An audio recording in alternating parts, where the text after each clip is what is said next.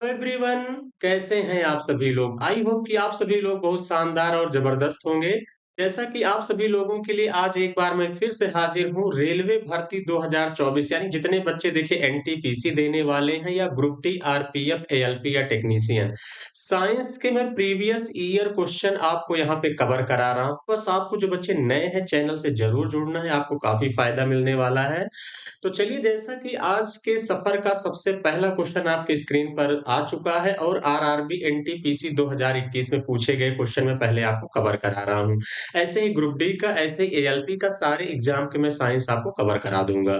पहला क्वेश्चन कह रहा फ्रेंड्स, निम्नलिखित में से कौन सा एक जल जनित रोग है जो जठर आंतरिक संक्रमण का कारण बनता है? देखिए इंपॉर्टेंट क्वेश्चन है और अक्सर एग्जाम में देखने को मिलता है, इस बात का ध्यान देना। हैजा है, रेबीज है, न्यूमोनिया है या कुष्ठ रोग है? तो देखिए निम्नलिखित में से कौन सा एक जलजनित रोग है जो जठर आंतरिक संक्रमण का कारण बनता है? तो कौन सा है?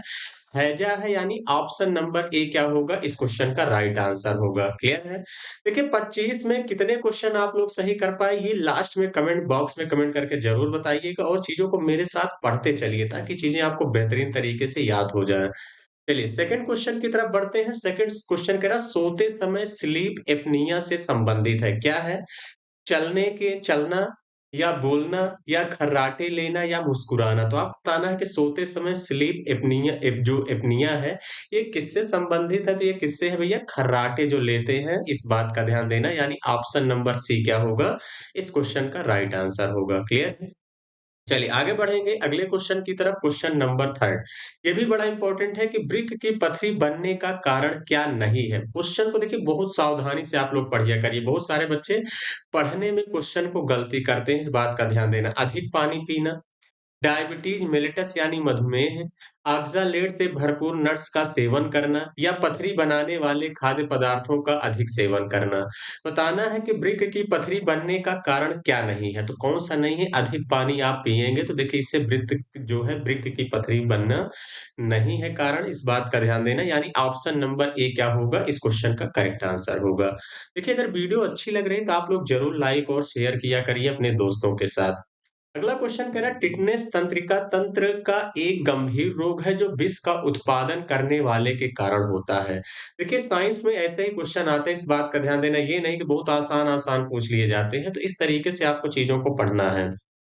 प्रोटिस्ट, कवक, परजीवी, जीवाणु? आपको बताना है कि टिटनेस तंत्रिका तंत्र का एक गंभीर रोग है जो विष का उत्पादन करने वाले के कारण होता है। तो कौन सा है ये आप सभी लोगों को बताना है। तो क्या है कारण? जीवाणु है, यानी ऑप्शन नंबर 4 क्या होगा इस क्वेश्चन का राइट आंसर होगा। क्लियर हो गई बातें? आप लोग कहेंगे हाँ बिल्कुल सर, यहाँ तक बातें अच्छे से क्लियर हो गई है। आगे बढ़ेंगे अगले क्वेश्चन की तरफ। क्वेश्चन नंबर 5 कह रहा है कौन सा व्यावसायिक स्वास्थ्य खतरे से होने वाला रोग है? उपदंस है, सिरोसिस है, सिलिकोसिस है या पार्किंसन है? तो आपको बताना है कि व्यावसायिक स्वास्थ्य खतरे से होने वाला रोग कौन सा है। तो कौन सा है? सिलिकोसिस है, यानी ऑप्शन नंबर थर्ड क्या होगा इस क्वेश्चन का करेक्ट आंसर होगा। क्लियर है? देखिए आप लोग भी आंसर को अपने मन में सोचा करिए, कितने क्वेश्चन सही किए लास्ट में जरूर बताइएगा पूरी ईमानदारी के साथ। अगला क्वेश्चन कह रहा है निम्नलिखित में से किस खतरनाक पदार्थ से फेफड़ों का कैंसर हो सकता है? बेंजीन वाष्प से, अतः या एस्बेस्टस कण से या शाकनाशी से या आर्सेनिक से? तो आपको बताना है निम्नलिखित में से किस खतरनाक पदार्थ से फेफड़ों का कैंसर हो सकता है, किससे हो सकता है? अतः यानी एस्बेस्टस कण से, यानी ऑप्शन नंबर सेकंड क्या होगा इस क्वेश्चन का करेक्ट आंसर होगा। क्लियर है? चलिए आगे बढ़ेंगे अगले क्वेश्चन की तरफ। क्वेश्चन नंबर 7 कह रहा है हेपेटाइटिस ए किसकी जो है कौन सी सूजन है जो हल्के से गंभीर बीमारी का कारण बन सकती है? यकृत है, मस्तिष्क है, हृदय है या वृक्क है? तो आपको बताना है कि जो आपका हेपेटाइटिस ए है ये किसकी सूजन से हल्के से गंभीर बीमारी का कारण बन सकती है? तो कौन सी सूजन है? यकृत का ध्यान देना, यानी ऑप्शन नंबर फर्स्ट ही क्या होगा इस क्वेश्चन का राइट आंसर होगा। और आप लोग देख सकते हैं कि आरआरबी एनटीपीसी 2021 में पूछा गया है। अगला क्वेश्चन कह रहा है आप सभी लोगों से स्मॉल पॉक्स का टीका किसने विकसित किया था? एडवर्ड जेनर ने, रॉबर्ट कोच ने, पर्ल केंड्रिक ने, अलेक्जेंडर फ्लेमिंग ने? तो देखिए स्मॉल पॉक्स का टीका किसने विकसित किया था? तो किसने किया था? एडवर्ड जेनर ने किया था, यानी ऑप्शन नंबर ए ही क्या हो जाएगा इस क्वेश्चन का राइट आंसर होगा। क्लियर? चलिए आगे बढ़ेंगे अगले क्वेश्चन की तरफ। क्वेश्चन नंबर 9 आपसे कह रहा है खड़े होकर पीठ के निचले हिस्से को हाथों से सहारा देना फिर धीरे-धीरे पीछे की ओर झुकना और कुछ समय तक इसी मुद्रा में बने रहना क्या कहलाता है? फिंगर फेन, बैक आर्चिंग, कलाई का खिंचाव, अनसी पेक्टोरल खिंचाव। तो क्या कहते हैं देखिए खड़े होकर पीठ के निचले हिस्से को हाथों से सहारा देना, फिर धीरे-धीरे पीछे की ओर झुकना और कुछ समय तक इसी मुद्रा में बने रहना क्या कहलाता है? बैक आर्चिंग कहलाता है यानी सेकंड इस क्वेश्चन का क्या होगा? करेक्ट आंसर होगा। क्लियर? चलिए, आगे बढ़ेंगे अगले क्वेश्चन की तरफ क्वेश्चन नंबर 10 कह रहा है निम्नलिखित में से कौन-सा रोग विषाणु से होता है? हैजा, टाइफाइड, चिकन पॉक्स, क्षय रोग। तो आपको बताना है निम्नलिखित में से कौन-सा रोग विषाणुओं से होता है? तो कौन-सा रोग इसमें है जो विषाणु से होता है? तो आपका कौन-सा है? चिकन पॉक्स है, इस बात का ध्यान देना। क्लियर है? चिकन पॉक्स है। ऑप्शन नंबर 3 क्या होगा? इस क्वेश्चन का करेक्ट आंसर होगा। क्लियर? चलिए आगे बढ़ेंगे अगले क्वेश्चन की तरफ। क्वेश्चन नंबर 11 कह रहा है शरीर में कैल्शियम ऑक्सलेट की बहुत अधिक मात्रा जो है किसका कारण बनती है? ब्रोंकाइटिस का कारण बनती है या मधुमेह का कारण बनती है या पथरी का या मेनिंजाइटिस का? तो आपको बताना है शरीर में कैल्शियम ऑक्सलेट की बहुत अधिक मात्रा ये पथरी का कारण बनती है। ध्यान देना यानी ऑप्शन नंबर सी क्या होगा? इस क्वेश्चन का राइट आंसर होगा। क्लियर?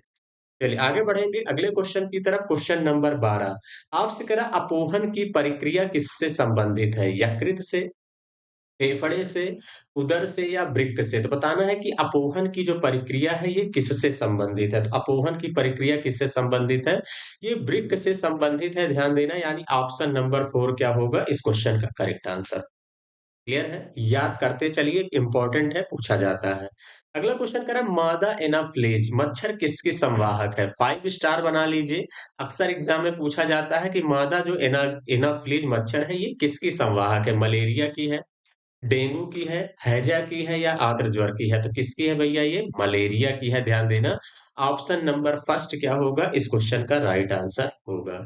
चलिए आगे बढ़ेंगे अगले क्वेश्चन की तरफ। क्वेश्चन नंबर 14 कह रहा है खाद्य विषाक्तता निम्नलिखित में से किसके कारण होती है? सूक्ष्म जीवों द्वारा खराब किए गए भोजन को खाने से, घर का बना भोजन खाने से, जमे हुए खाद्य पदार्थ खाने से या परिरक्षकों के साथ संरक्षित भोजन को खाने से। तो बताना है खाद्य जो विषाक्तता है, ये निम्नलिखित में से किसके कारण होती है, ये आप लोगों को बताना है। तो किसके कारण होती है ये? सूक्ष्म जीवों द्वारा खराब किए गए भोजन को जब आप खाएँगे तो खाद्य जो है क्या होता है? विषाक्त हो जाता है, इस बात का ध्यान देना यानी जो है विष हो जाता है भोजन में, इस बात का आपको ध्यान देना है। क्लियर है? चलिए, आगे बढ़ेंगे क्वेश्चन नंबर 15 कह रहा है निम्नलिखित में से कौन-सा मानव रोग जीवाणु के कारण होता है? हेपेटाइटिस से होता है, टाइफाइड होता है, खसरा होता है या पोलियो होता है? बताना निम्नलिखित में से कौन-सा मानव रोग है जो जीवाणुओं के कारण होता है? तो कौन-सा होता है भैया? टाइफाइड होता है। ध्यान देना निम्नलिखित में से कौन-सा मानव रोग जीवाणु के कारण होता है? टाइफाइड ऑप्शन नंबर सेकंड क्या होगा? इस क्वेश्चन का करेक्ट आंसर होगा। आई होप कि आप समझ गए होंगे। आगे बढ़ेंगे अगले क्वेश्चन की तरफ। क्वेश्चन नंबर 16 कह रहा है एक सामान्य मनुष्य में कितने लिंग गुणसूत्र होते हैं? देखिए 1, 8, 2, 4 अब बहुत सारे बच्चों के मन में चला है सर गुणसूत्रों की संख्या मनुष्य में कितनी होती है? 46 यही है, यानी कितने जोड़े होते हैं? 23 देखिए 23 जोड़े में तो 22 सेम होते हैं, 22 जोड़े सेम होते हैं, एक जोड़ा भिन्न होता है। अगर हम मनुष्य की बात करते हैं तो XY, अगर महिला की बात करते हैं तो क्या होता है? XX। क्लियर है? तो इसका मतलब कितने होते हैं? 2 होते हैं। ऑप्शन नंबर 3 क्या होगा? इस क्वेश्चन का करेक्ट आंसर होगा। क्लियर? आगे बढ़ेंगे अगले क्वेश्चन की तरफ। क्वेश्चन नंबर 17 कह रहा है हमारे शरीर में वसा संचय करने वाला ऊतक कौन-सा है? संयोजक ऊतक, वसा ऊतक, उपकला ऊतक या संवहनी ऊतक? तो बताना है कि हमारे शरीर में वसा संचय करने वाला ऊतक कौन-सा है? तो ये अभी आप सभी लोगों को बताना है, तो कैसे करेंगे बहुत ध्यान समझिएगा। बहुत सारे बच्चे अब इसमें तरह-तरह का दिमाग लगाएँगे। देखिए, जिन बच्चों को पूरी तरीके से याद रहेगा वही कर पाएँगे, नहीं तो बहुत सारे बच्चे अब इसमें कुछ भी कर सकते हैं लेकिन इसका आंसर क्या होगा? वसा ऊतक। हमारे शरीर में जो वसा संचय करने वाला ऊतक है वो कौन-सा है? वसा ऊतक है। आपके दिमाग में इधर-उधर चीज़ें जानी नहीं चाहिए, रिलेट करके याद कर लेंगे तो याद हो जाएगा। क्लियर?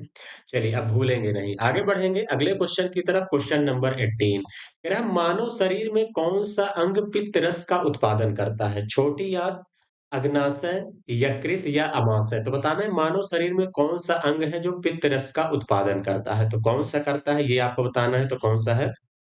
यकृत।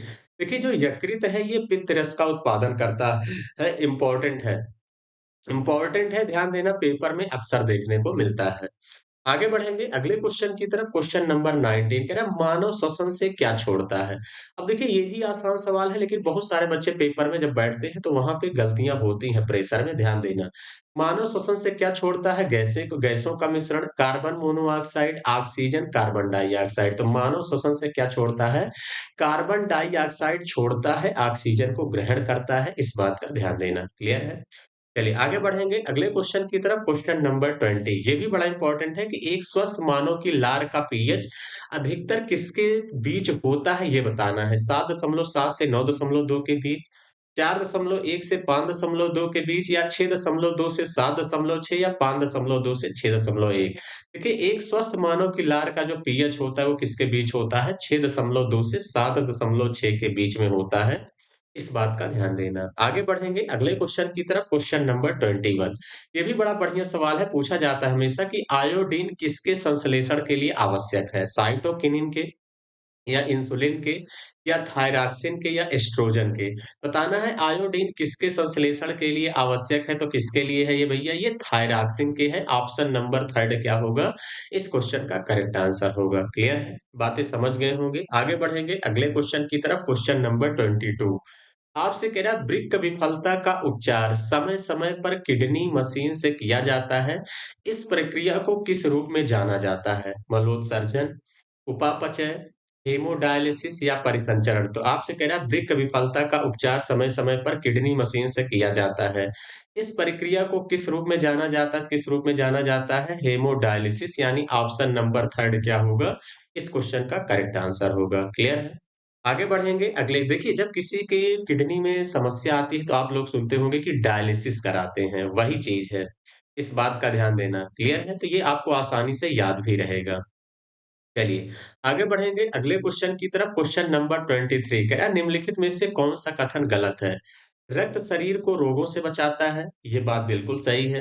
रक्त फेफड़ों से ऑक्सीजन को शरीर के अन्य भागों में ले जाता है, ये भी बात बिल्कुल सही है। रक्त संवेदी अंगों में सहायता करता है, यही बात गलत है, यानी ऑप्शन नंबर थर्ड क्या होगा इस क्वेश्चन का करेक्ट आंसर होगा। अगला कह रहा है रक्त कार्बन डाइऑक्साइड को शरीर की कोशिकाओं से फेफड़ों तक ले जाता है, ये भी बात सही है। क्लियर है?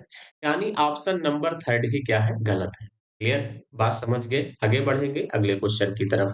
क्वेश्चन नंबर 24 कह रहा है हाइपोथैलेमस से पतले आधार से लटकी इस ग्रंथि को मानव शरीर की प्रमुख ग्रंथि कहा जाता है? अग्नाशय है, थायराइड है, अधिवृक्क है, पीयूष है। तो आपको बताना है कि हाइपोथैलेमस से पतले आधार से लटकी किस ग्रंथि को मानव शरीर की प्रमुख ग्रंथि कहा जाता है? तो किसको कहते हैं ये आपको बताना है, किसको कहते हैं? पीयूष को कहते हैं। यानी ऑप्शन नंबर 4 क्या होगा इस क्वेश्चन का करेक्ट आंसर होगा। क्लियर है? चलिए आज के सफर का आखिरी क्वेश्चन, जैसा कि मैं आप लोगों के लिए डेली 25 क्वेश्चन साइंस के ले आ रहा हूँ। बाकी कल से आप लोगों की देखिए कोशिश होगी कि मैथ्स और रीजनिंग जो मैं प्रैक्टिस करा रहा था, वो 9:30 बजे से लाइव क्लास चलने लगेगी। क्लियर है? तो आपको डेली बेसिस पे जुड़ना है, कल से यही होगा। इस बात का ध्यान देना नेटवर्क समस्या के कारण अभी आप लोगों की लाइव क्लास नहीं हो पा रही है, लेकिन मैं रिकॉर्डेड फॉर्म में आपको वीडियो प्रोवाइड करा रहा हूँ। ग्रह निम्नलिखित में से कौन-सा तत्व मानव रक्त के हीम यानी हेम भाग है? आयरन है, मैग्नीशियम है, कोबाल्ट है, मैग्नीज है। बताना निम्नलिखित में से कौन-सा तत्व मानव रक्त के हीम यानी हेम का भाग है? तो कौन-सा है? आयरन है। ऑप्शन नंबर फर्स्ट क्या होगा इस क्वेश्चन का करेक्ट आंसर होगा। क्लियर है? तो चलिए आप लोग 25 में कितने क्वेश्चन आप लोग सही कर पाए ये कमेंट बॉक्स में कमेंट करके जरूर बताइएगा। जो बच्चे नए हैं चैनल को जरूर सब्सक्राइब कर लीजिए। बाकी देखिए इसकी पीडीएफ भी आपको मेरे टेलीग्राम चैनल पर मिल जाएगी। यूनिक क्लासेस 73 बिना स्पेस दिए डालेंगे तो आ जाएगा। क्लियर? तो चलिए आज के लिए इतना ही सेशन को रखेंगे, कल फिर मिलेंगे। Thank you, all the best.